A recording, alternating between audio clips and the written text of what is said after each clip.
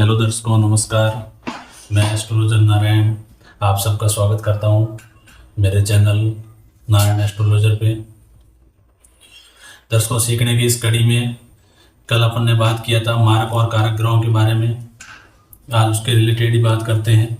उसके रिलेटेड एक थ्योरी की भी बात करेंगे। तो कल हमने बात किया था मेष लगन की कुंडली का। मेष लगन की कुंडली में कौन से मारक ग्रह है, कारक ग्रह है, उनके रिलेट में थोड़ी एक बेसिक जानकारी की आज बारे में बात करता हूँ। सबसे पहले अपने को क्या देखना है, कोई भी कुंडली है उसमें ये देखना है योग कारक ग्रह कौन सा है, योग कारक कौन सा है, मारक कौन सा है, या फिर समग्रह कौन सा है। आज ये नया वर्ड आया समग्रह, इसके बारे में भी आज इस कुंडली में मैं बताऊंगा कि समग्रह किसे बोलते हैं और सम कैसे देखते हैं। तो योग कारक, मारक और समग्रह किस बेस पे देखते हैं? अपन देवग्रह और दानव ग्रहों के आपस में मित्रता और शत्रुता के बेस पे देखते हैं।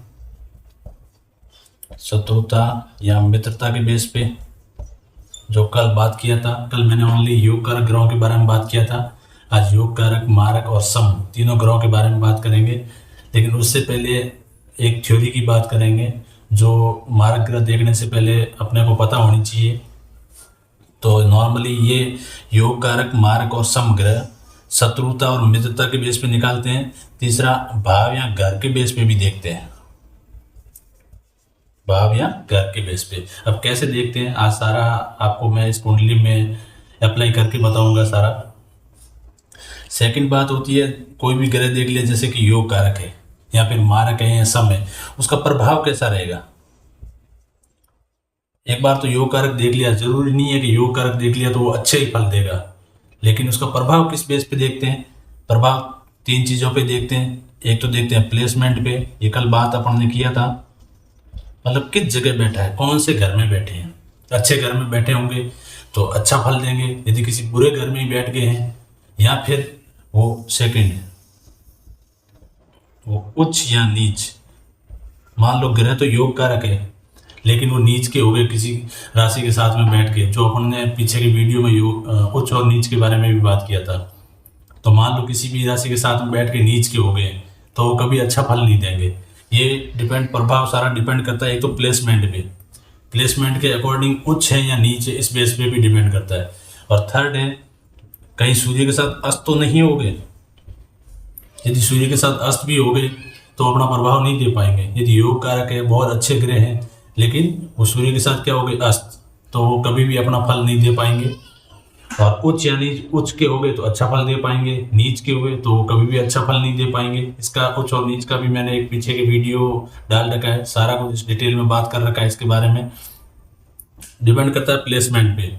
अब प्लेसमेंट कौन से घर में होगी, कौन से घर में होगी। जैसे ये कोई भी कुंडली रहती है तो इसमें लिखा रहता है कि यहाँ पे शनि, या मान लो 3 नंबर, तो 3 नंबर राशि के साथ में शनि देव बैठ गए 7th हाउस में, ये होती है प्लेसमेंट। इसके बारे में भी डिटेल में आगे और बात करेंगे, लेकिन आज मैं नॉर्मली ये बता रहा हूँ कि कैसे देखते हैं। अब योग कारक, मारक पता लग गया, इस बेस पे शत्रु और मित्र बेस पे कल भी बात किया था, आज और उसके बारे में डिटेल से बात करूंगा। तीसरा समग्रह हो गया। अब उसका प्रभाव देखना हो तो सबसे पहले देखते हैं उसकी प्लेसमेंट कहाँ है, उसके बाद देखते हैं उच्च के हैं या नीच के हैं, और थर्ड देखते हैं कहीं अस्त तो नहीं है। यदि ये चीजें, तीनों चीजें देखनी पड़ेगी प्रभाव में, कैसा प्रभाव देने वाले हैं। थर्ड होता है कितना प्रभाव देंगे। मान लिया योग कारक है, उच्च के हैं, अच्छी जगह प्लेसमेंट है, अस्त नहीं है, फल देने वाले हैं, लेकिन कितना देंगे ये डिपेंड करता है डिग्री पे, जो पीछे के वीडियो में अपन ने बात किया था, डिग्री या अंश बोल दो। और इसके बेस पे निकाली थी ग्रह की अवस्था, किस अवस्था में है ग्रह, और इस बेस पे निकाला था प्रभाव, ग्रह का कितना प्रभाव रहेगा। 25% रहेगा, 50% रहेगा, 100% रहेगा, जितना भी रहेगा वो किस बेस पे निकलेगा, उसकी डिग्री या बेस पे। तो ये तीनों चीजें आपस में रिलेट है। सबसे पहले तो योग कारक, मारक ग्रह मित्र और शत्रु के बेस पे निकलेंगे, तो ये मित्र और शत्रु का पहले मैं एक वीडियो डाल रखा है, तो उस बेस पे आज अपन देखेंगे, बात करेंगे। और योग कारक, मारक और सम ग्रह निकालेंगे इस कुंडली से। उसके बाद आती है कि योग कारक निकाल दिए, मारक निकाल दिए, पता लग गया ये इतने ग्रह मारक है और इतने ग्रह योग कारक है। ये नॉर्मली योग कारक, मारक अपन 7 ग्रहों से निकालते हैं। राहु और केतु को छोड़ के जो 7 ग्रह हैं इनको पिंड ग्रह बोला जाता है, पिंड ग्रहों का निकालते हैं। और राहु और केतु है वो छाया ग्रह है, आपको पहले बता चुका हूँ इसके बारे में भी। जिसने नहीं देखा तो पीछे का वीडियो देख लीजिए, डिस्क्रिप्शन में भी मैंने लिंक डाले हैं, बाकी मैं पार्ट वाइज डाल रहा हूँ, आप देख सकते हैं। तो ये 7 ग्रहों का देखेंगे पिंड ग्रहों का कि योग कारक कौन से हैं, मारक कौन से हैं। और राहु और केतु के लिए अलग कंडीशन है, वो भी मैं इस वीडियो में बताऊंगा आपको। तो अब सबसे पहले योग कारक, मारक और समग्रह निकाल दिए, पता लग गया ये योग कारक है, ये मारक है, ये समग्रह है। तब इनका कितना क्या प्रभाव रहने वाला है वो देखा जाएगा प्लेसमेंट पे। और सेकंड उच्च और नीच पे, उच्च और नीच का भी एक वीडियो डाला था, कौन सी राशि के साथ में कौन से ग्रह बैठ जाते हैं तो उच्च के होते हैं, कौन सी राशि के साथ नीच के होते हैं तो उच्च और नीच देखेंगे। उसके बाद कोई ग्रह सूर्य के साथ बैठ गए हैं या सूर्य से एक घर आगे या एक घर पीछे बैठ गए हैं तो उनके बीच में डिग्री का जो डिफरेंस का भी मैंने एक वीडियो विद 4-5 एग्जाम्पल देके बताया था। तो अस्त की भी कैलकुलेशन करनी, कहीं अस्त तो नहीं है, इस बेस पे निकाल देते हैं उस ग्रह का प्रभाव। योग कारक है प्रभाव। अब कितना प्रभाव रहेगा, कितना एप्लीकेबल होगा, कितना फल देगा, ये सब डिपेंड करता है डिग्री पे, डिग्री या अंश पे। डिग्री के अकॉर्डिंग उसकी अवस्था रहती है। डिग्री कम रहती है, मान लो 0 से 6 डिग्री रहती है तो ये बाल अवस्था रहती है ग्रह की, और ये प्रभाव रहता है इसका 25%। ये मैंने एक वीडियो बनाया था तो उसके अकॉर्डिंग है 25%। तो अब कितना भी योग कारक है, कितना भी उच्च का है, अच्छा है, अच्छी जगह प्लेसमेंट है, अस्त नहीं है, लेकिन उसका प्रभाव मान लो 25% ही है तो वो ग्रह ज़्यादा अच्छा फल नहीं दे पाएगा। और इसी के अकॉर्डिंग मान लो मारक ग्रह है, मारक है, यहाँ पे मान लो नीच के हो गए हैं, सही जगह है, मारक है, बुरा फल देने वाले हैं तो उनकी अवस्था मान लो ये प्रभाव 25% आ गया, 0 से 6 डिग्री आई तो वो भी अपना बुरा प्रभाव इतना ज़्यादा नहीं दे पाएंगे, ओनली 25% ही दे पाएंगे। ये सब डिपेंड करता है डिग्री और अंश पे। तो दर्शकों आज बात करते हैं कुंडली में योग कारक, मारक और समग्रह कैसे देखने हैं। इससे पहले एक थ्योरी है, मैं इस थ्योरी के बारे में क्लियर कर देता हूँ, इसको भी सारा अपन इधर देखेंगे। अभी मैं इसको साफ कर देता हूँ।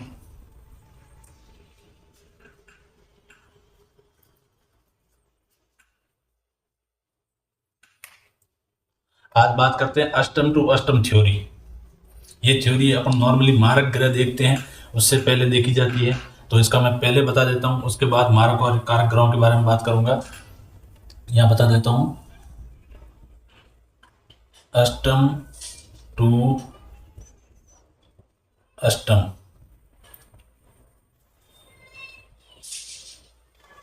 थ्योरी। ये क्या थ्योरी है, ये कैसे देखते हैं, इसके बारे में अभी बात कर लेते हैं थोड़ा। अभी दर्शकों इसका मतलब क्या है, इसकी मैं एक तरीके से आपको परिभाषा बताता हूँ और फिर इसको बताता हूँ कि ये परिभाषा कैसे बनी। कोई भी कुंडली में, किसी भी जातक की कुंडली में, कोई भी लगन की कुंडली में, यदि दर्शकों कोई भी लगन की कुंडली में, अगर दर्शकों कोई भी कुंडली में दूसरे और 7वें घर का मालिक, दूसरा घर हमेशा फिक्स है, ये दूसरा घर हुआ और ये 7वां घर हुआ, इस घर का यदि मालिक लग्नेश का यदि शत्रु है, एंटी पार्टी है तो वो हमेशा मारक होगा। ये बात अटल सत्य है, फिक्स है। ये है सेकंड हाउस, ये है 7th हाउस। इसकी मैं परिभाषा लिख देता हूँ, आप भी मेरे साथ नोट कर लीजिए। अगर किसी कुंडली में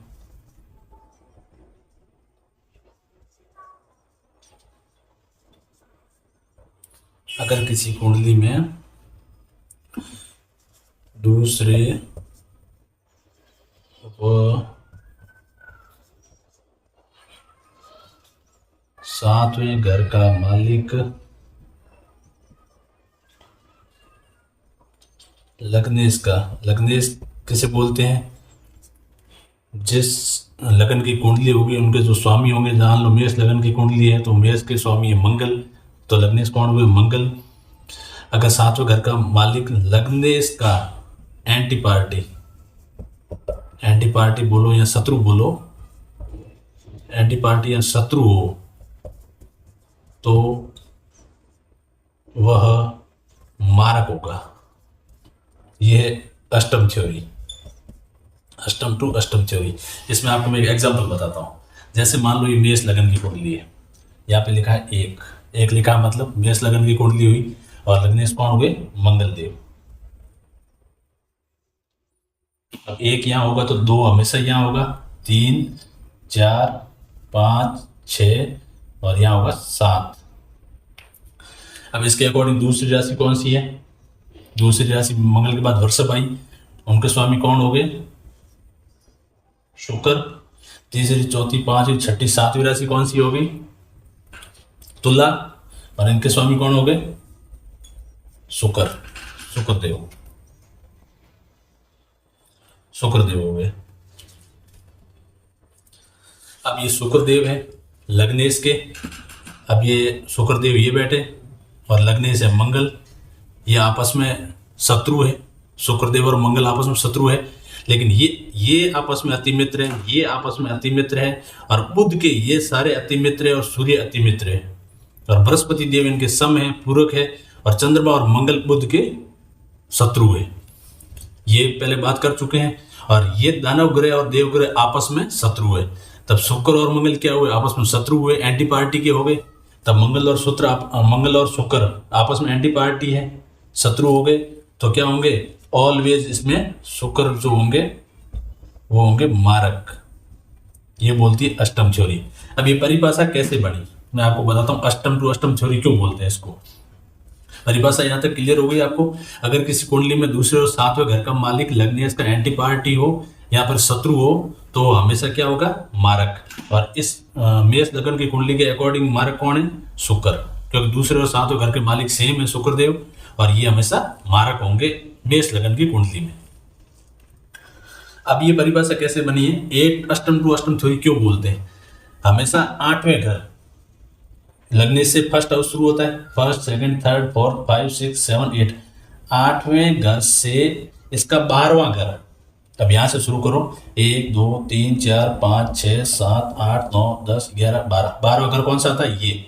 इस घर का मालिक यदि लग्नेश का एंटी पार्टी है, जो यही बात है जो पहले मैं परिभाषा में बता रखी है, अभी बता रहा हूँ ये परिभाषा कैसे बनी, इसको अष्टम थ्योरी क्यों बोलते हैं उसके अकॉर्डिंग बता रहा हूँ। आठवें घर से 12वां घर मतलब ये आएगा, इस घर का मालिक यदि लग्नेश का एंटी पार्टी है या शत्रु है तो वो हमेशा मार्क होगा, जो मैंने बोला सातवें घर का मालिक। एक ही बात हुई।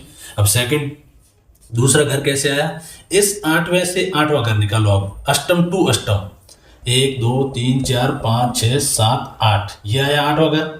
अब इसका भी 12वां निकालो, 1 2 3 4 5 6 7 8 9 10 11 12वां ये घर। अगर इस घर का मालिक लग्नेश का एंटी पार्टी है या शत्रु है तो वो लग्नेश का इस कुंडली में मार्क माना जाएगा। तो अष्टम टू अष्टम क्यों बोलते हैं, इस अकॉर्डिंग बोलते हैं कि आठवें घर से लेना क्या है, आठवें घर से आपको देखना कौन सा है, 12वां घर देखना है, और वापस इस आठवें से आठवां घर निकालो, उसका भी 12वां घर निकालो। ये होगी अष्टम टू अष्टम थ्योरी। नॉर्मली निकलेगा वही, 8 से 12वां घर निकालोगे तो 7वां आएगा, और वापस 8 से 8वें में जाओगे तो तीसरा आएगा, और तीसरे का 12वां कौन सा आएगा, दूसरा घर। निकलना यही है, सातवें और दूसरे घर का मालिक यदि लग्नेश का एंटी पार्टी है, शत्रु है, तो वो हमेशा क्या होगा, मारक होगा। तो इस 8 to 8 की वजह से इसको बोलते हैं अष्टम टू अष्टम थ्योरी। समझ में आया दर्शकों आपको, एक बार वापस रिपीट करता हूं। नॉर्मल इसकी परिभाषा ये है, अगर किसी कुंडली में दूसरे और सातवें घर का मालिक, दूसरे और सातवें घर का मालिक, चाहे कोई भी जातक की कोई भी कुंडली हो, किसी भी लगन की कुंडली हो, लेकिन उस कुंडली में दूसरे और सातवें घर का मालिक, दूसरा घर और सातवां घर हमेशा फिक्स होते हैं। दूसरे और सातवें घर का मालिक यदि लग्नेश कौन होता है, फर्स्ट जो इसमें राशि होती है उसका स्वामी 1 नंबर लिखा है तो मंगल का, मेष का स्वामी मंगल देव, लग्नेश हो गए मंगल देव। अगर किसी कुंडली में दूसरे और सातवें घर का मालिक लग्नेश का एंटी पार्टी या शत्रु, दूसरे और सातवें घर का मालिक शुक्र है जो मंगल का एंटी पार्टी है, शत्रु है, तो वो हमेशा क्या होगा, मारक। तो मेष लगन की कुंडली में मारक होगा शुक्रदेव। अब इसको 8 to 8 क्यों बोलते हैं, ये भी मैंने अभी बताया आपको। 8वां घर लीजिए, इसका 12वां घर निकालो, इसका 12वां घर निकालोगे तो 7वां ये आएगा, एक ही बात। अब इस 8 से आप आगे 8वां घर देखो, यहीं से शुरू करना है जहां से घर है 1 2 3 4 5 6 7 8, तीसरा घर आया। अब तीसरे का 12वां निकालो, तीसरे का 12वां निकालोगे तो ये आएगा दूसरा घर। तो फाइनली सातवें और दूसरे घर का जो मालिक होगा वो हमेशा, यदि लग्नेश का एंटी पार्टी शत्रु है तो वो हमेशा हर कुंडली में, सारी कुंडलियों में वो मारक होगा। ये होती है दर्शकों अष्टम टू अष्टम थ्योरी। आप मेरे साथ नोट कर लीजिए, साथ समझ लीजिए, उसके बाद भी कोई डाउट होता है तो आप कमेंट कर दीजिए। ठीक है दर्शकों, अब आगे बात करते हैं मार्क कारक की। उससे पहले एक थ्योरी जाननी जरूरी थी, इसके अकॉर्डिंग मार्क देखेंगे, क्योंकि ये अब दूसरे और सातवें घर के मालिक मार्क किस थ्योरी में देखते हैं, अष्टम। अब एक बात इसमें कंडीशन और है, अष्टम थ्योरी 4 ऐसी कुंडलियां हैं जिसमें एप्लीकेबल नहीं होगी। अब क्यों नहीं होगी वो भी बताता हूं आपको।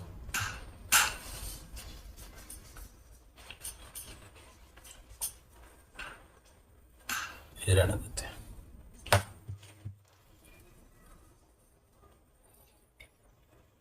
अब ये जो मैं अभी लगन की कुंडलियां बता रहा हूं, मिथुन, कन्या, धनु और मीन, इन लगन की कुंडलियों में अष्टम टू अष्टम थ्योरी अप्लाई नहीं होगी, एप्लीकेबल नहीं होगी। ये बात याद रखना दर्शकों। इनके अलावा सारी पीछे वाली 8 जो भी लगन की कुंडलियां होगी उसमें वो अप्लाई होगी, लेकिन मिथुन में, कन्या में, धनु में और मीन में ये अष्टम टू अष्टम थ्योरी कभी भी अप्लाई नहीं होगी, एप्लीकेबल नहीं होगी, नहीं होगी। ये बात दर्शकों नोट कर लीजिए, अष्टम थ्योरी की ये कंडीशन है। अब ये एप्लीकेबल क्यों नहीं होगी उसके लिए मैं आप एग्जांपल से आपको बताता हूँ। अब जैसे दर्शकों बात करते हैं अपन इसमें एग्जांपल के साथ में, मान लो ये किसी की ले लेते हैं, अपन कन्या लगन की कुंडली ले लेते हैं।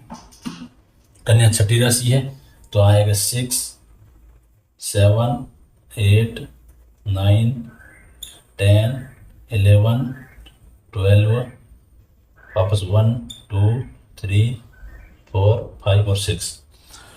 अब कन्या लगन की कुंडली है, 6 नंबर लिखा है, 6 राशि कौन सी है, कन्या। कन्या के स्वामी कौन है, तो लग्नेश कौन हुए, बुध हो गए लग्नेश। अब अपने को देखना आप ही तैयार हो दूसरे और सातवें घर का, और किसी को डीपली समझना है तो आप ये कंडीशन देख लीजिए साथ में, क्योंकि अष्टम टू अष्टम थ्योरी क्यों बोलते हैं उसके लिए मैंने डीपली समझाया था। लेकिन आप दूसरे और सातवें घर का मालिक देखिए, दूसरे घर में कौन सी राशि है, सातवीं राशि। सातवीं राशि कौन सी है, तुला। तुला का मालिक कौन है, शुक्र। अब लगने से बुध, बुध और शुक्र क्या है आपस में, मित्र भी है, नॉर्मली ये पूरक भी माने जाते हैं। अब सातवें घर में देखो 12वीं राशि, 12वीं राशि कौन सी है, कुंभ, सॉरी मीन। मीन के कौन हुए, स्वामी बृहस्पति, बृहस्पति देव हो गए। अब सातवें घर के मालिक कौन है, बृहस्पति देव। बृहस्पति देव और बुध देव आपस, बृहस्पति और बुध आपस में शत्रु है। इसके हिसाब से तो ये शत्रु होने चाहिए, मारक होने चाहिए, लेकिन इसमें एप्लीकेबल क्यों नहीं होती। बुध देव और बृहस्पति देव आपस में एक दूसरे के पूरक होते हैं। क्यों, बताता हूं। बुध किसके कारक है, बुद्धि के कारक है, और बृहस्पति देव किसके कारक है, ज्ञान के कारक है। अब जब किसी इंसान में, किसी जातक में बुद्धि रहेगी, बुद्धि तेज रहेगी, तो वो किसकी ओर अग्रसर होगा, ज्ञान की ओर अग्रसर होगा। ज्ञान लेगा, आगे बढ़ेगा, आगे बढ़ने के लिए सोचेगा। कोई भी इंसान होगा या कोई भी जातक होगा जो अच्छा बुद्धिमान होगा वो हमेशा ज्ञानी भी होगा। अच्छा बुद्धिमान होगा वो अच्छी स्टडी करेगा, ज्ञान लेगा, आगे जाके क्या बनेगा, ज्ञानी होगा। तो ये ज्ञान और बुद्धि ये आपस में एक दूसरे के क्या है, पूरक है। पूरक होने की वजह से, ये इसमें कंडीशन अप्लाई होने की वजह से इस राशि के अंदर अष्टम टू अष्टम थ्योरी अप्लाई नहीं होती है। इसके अकॉर्डिंग ये 4 राशियां हैं, मिथुन, बुध, मिथुन, कन्या, धनु और मीन। इसके अंदर कभी भी अष्टम टू अष्टम थ्योरी एप्लीकेबल नहीं होती है। ये बात दर्शकों ध्यान रखना। इसके अलावा जो भी बाकी वाले 8 लगन की जो कुंडलियां होगी जातकों की, उनमें सब में अष्टम टू अष्टम थ्योरी एप्लीकेबल होगी। अष्टम टू अष्टम थ्योरी के अकॉर्डिंग मारक ग्रहों का पता करेंगे। यदि वो उसको शत्रु निकलेंगे तो मारक होंगे, मित्र निकलेंगे तो कारक होंगे। उसके अकॉर्डिंग आगे बात करेंगे। ठीक है दर्शकों, अब बात करनी है योग कारक और मारक ग्रह की। योग कारक मारक ग्रह अपन क्या है, फर्स्ट मेष राशि से शुरू करते हैं। 12 की 12 राशियों की लगन कुंडलियां हैं, सब में बात कर लेते हैं। आज बात कर लेते हैं, अभी टाइम भी हो गया है, अगली वीडियो में बात करते हैं मेष लगन की कुंडली में। मेष लगन की कुंडली में बात कर लेंगे कौन से योग कारक है, कौन से मारक है, कौन से सम है। उसके बाद वृषभ लगन की कुंडली, उसके बाद आगे बढ़ेंगे मिथुन लगन की, कर्क, सिंह, सब में कन्या, तुला, वृश्चिक, धनु, मकर, सब कुंडलियों में, सब लगन की 12 की 12 लगन कुंडलियों में कौन से ग्रह मारक होते हैं, कौन से कारक होते हैं, ये बात करेंगे आगे स्टेप बाय स्टेप। उसके बाद आगे बढ़ेंगे प्रभाव की तरफ। अब प्रभाव में मारक ग्रहों का प्रभाव कैसा रहेगा वो अभी मैंने आपको बताया था, 3 कंडीशन पे डिपेंड करेगा।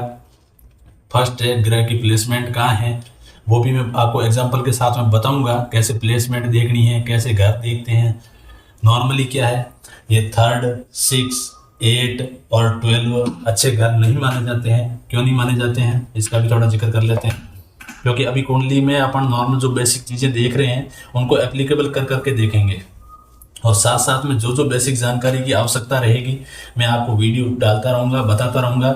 उसके बाद एनालिसिस शुरू करेंगे कुंडलियों का। इससे पहले अपन मारक और कारक निकाल देते हैं। उसके बाद प्रभाव में बहुत सारी चीज़ें आएगी, योग भी देखे जाएंगे। किसी मारक ग्रह भी है लेकिन कोई योग तो नहीं बन रहा है, कोई युति तो नहीं बन रही है, कोई थ्योरी एप्लीकेबल तो नहीं हो रही है, उसमें प्रभाव देखने से पहले वो सारी चीज़ें क्लियर करनी पड़ेगी बेसिक की। कोई योग तो नहीं बन रहा है, कोई मारक भी है लेकिन कोई योग बनने की वजह से मारक कारक बन जाता है, कारक मारक बन जाता है, तो योग देखना पड़ेगा, युक्तियाँ देखनी पड़ेगी, कोई भी कंडीशन देखनी पड़ेगी, एप्लीकेबल तो नहीं हो रही है। उसके बाद में ही देखा जाएगा इसका प्रभाव कैसा रहेगा। सीधा अपन देखेंगे ये मारक है बुरा प्रभाव देखेगा, ऐसा कभी नहीं देख पाएंगे।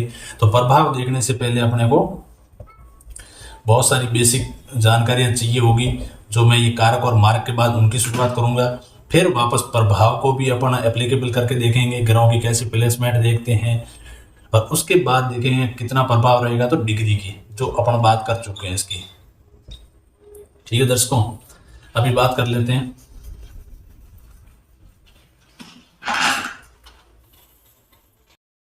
चलो दर्शकों बात कर लेते हैं 3rd, 6, 8 और 12 हाउस की। 3rd, 6, 8 और 12 ये अच्छे घर क्यों नहीं माने जाते हैं, क्योंकि ये भी योग कारक और मारक ग्रह देखेंगे, उसमें बीच में इनकी भी जरूरत पड़ेगी। वैसे नॉर्मली मैंने जिक्र कर रखा है इनका, त्रिकोण के घर, केंद्र के घर, त्रिक हाउस। आज थोड़ा इनके बारे में डिस्कस कर लेते हैं, क्योंकि आगे से योग कारक और मारक और सम ग्रहों के बारे में बात करेंगे। अब नॉर्मली 3rd हाउस है। 3rd हाउस किसका है, कोई भी इंसान होगा, कोई भी जातक होगा, फिजूल की मेहनत कोई नहीं करना चाहेगा, क्योंकि फिजूल की मेहनत करके यदि उसको लाभ नहीं मिलता है तो ऐसा कोई भी इंसान नहीं होगा जो फिजूल की मेहनत करता रहे। तो इस घर के पीछे कोई भी इंसान होगा वो नहीं भागने की कोशिश करेगा।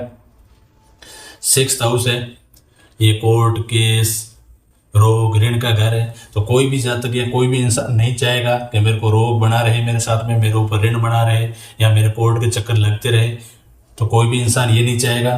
तो अभी 6th हाउस को भी ज़्यादा अच्छा घर नहीं माना जाता।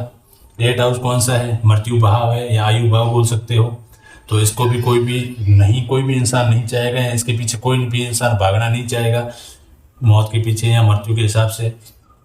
12th हाउस है, जेल यात्रा का घर है, इसके रिलेटेड भी है, तो भी कोई भी जातक ये नहीं चाहता है। तो ये नॉर्मली ये जो 4 घर है इनको अच्छा घर नहीं माना जाता है। बाकी के घर भी देख लो, स्वयं का घर है, 1st हाउस है, अपने को कोई भी इंसान अपने को खराब करना नहीं चाहेगा, अपनी पर्सनैलिटी खराब करना नहीं चाहेगा, अपनी एटीट्यूड खराब करना नहीं चाहेगा, तो ये घर हमेशा अच्छा माना जाता है। दूसरा देख लो, दूसरा घर है पैसे का घर है। 4था घर देख लो, माता का घर है, कोई भी नहीं चाहेगा कि मेरी माता के साथ अनबन रहे या माता के साथ लड़ाई झगड़े रहे। संतान का है, पिता का घर है, कर्मों का घर है, लाभ का घर है, तो बाकी वाले घर क्या अच्छे घर माने जाते हैं। नॉर्मली ये जो 4 घर है वो अच्छे घर नहीं माने जाते हैं। इसमें किसी योग कारक ग्रह की या अच्छे ग्रह की प्लेसमेंट होती है तो भी अच्छा नहीं होता है। अब नॉर्मली क्या है, योग कारक और मारक ग्रह की कंडीशन परिभाषा क्या है, ये नॉर्मली अपन बात कर लेते हैं इसके बारे में। योग कारक और मारक ग्रह की बात अपन अगले वीडियो में करते हैं, तब तक आप मेरे साथ बने रहिए। आगे से राशि वाइज लगन कुंडलियों के अकॉर्डिंग मेष से स्टार्ट करेंगे, उसमें कौन से मारक ग्रह है, कौन से योग कारक है, कौन से सम ग्रह है। नॉर्मल अभी तक जितनी बेसिक जानकारी हुई है आज तक उसको एप्लीकेबल करेंगे, उसमें उसके अकॉर्डिंग मारक कारक ग्रह निकालेंगे, 12 की 12 राशियों के मारक कारक और समग्रह निकालेंगे। उसके बाद आगे बढ़ेंगे प्रभावों की तरफ। और प्रभाव बताने से पहले जो बेसिक जानकारी जरूरत होगी, क्योंकि प्रभाव सीधे निकाले नहीं जाते। प्रभाव से पहले प्लेसमेंट देखी जाती है। प्लेसमेंट में के बाद इसमें अस्त है कि नहीं है वो देखा जाता है। उच्च या नीच देखा जाता है। इसमें उच्च और नीच की मैं बात कर चुका हूँ, अस्त का भी मैं बढ़िया एग्जांपल के साथ में बात कर चुका हूँ। लेकिन प्लेसमेंट में कोई योग तो नहीं बन रहा, कोई युति तो नहीं बन रही, और कोई थ्योरी तो एप्लीकेबल नहीं हो रही। क्योंकि कोई भी मारक ग्रह पे कोई भी थ्योरी एप्लीकेबल होती है तो मारक कारक बन जाता है, कारक मारक बन जाता है। तो ये चीज़ें इसमें जरूरत पड़ेगी। तो ये प्रभाव देखने से पहले ये बेसिक जानकारी मैं क्लियर करूंगा। उसके बाद प्रभाव को भी जो मारक और कारक देख रहे हैं उसके अकॉर्डिंग उसकी तरह प्रभाव भी निकालेंगे कुंडली में एप्लीकेबल करके।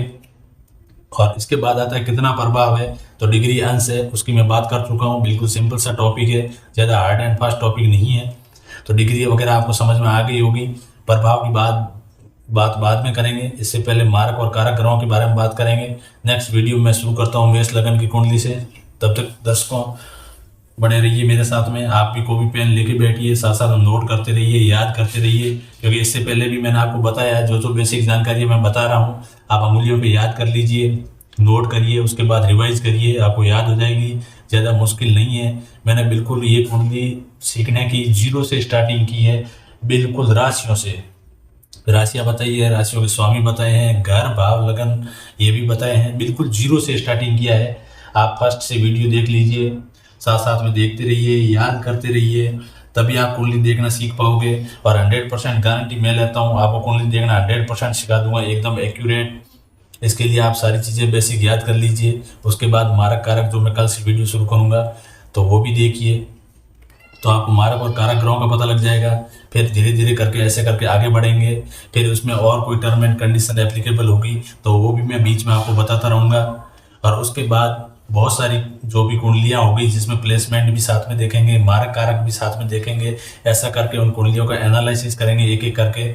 ऐसा करके मैं आपको विद एग्जाम्पल के साथ एनालिसिस कर करके सारी कुंडलियों का आपको एनालिसिस करना सिखा दूंगा।